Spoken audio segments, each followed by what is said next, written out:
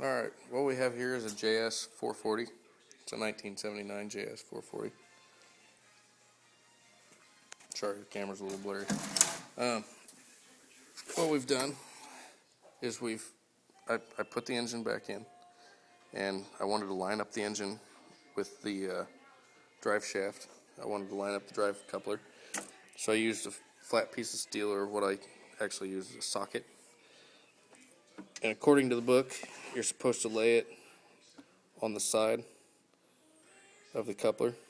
Do both sides, and the top, and the bottom. And you can shine a light down there and check for gaps where the surface of the socket meets both sides of the drive coupler, back and front. Another way you can check is if the socket rocks, you've got a misalignment.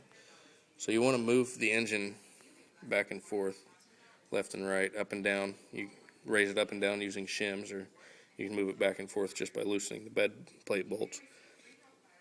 And you get all the play out of that so that your socket lays flat all the way around the drive coupler.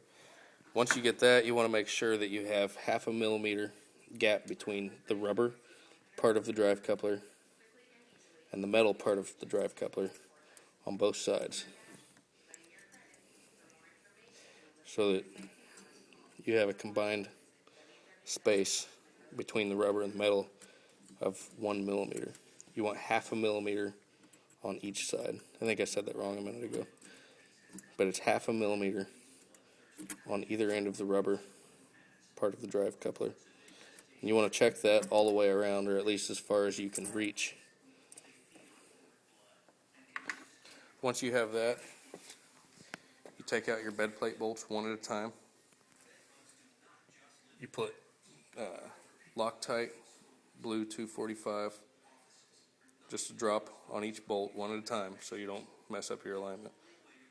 And then you tighten them down to 27 foot-pounds. And you've got it in there. A buddy of mine told me, turn the engine over and see if the engine rocks around too much. It should move a little bit, just from the vibration of the engine turning. But you don't want it to jump around inside the ski. If I can get these wires together. What I've done, I put the battery in.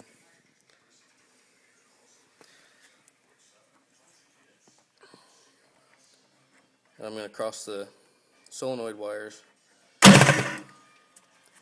and turn the engine over and check the engine.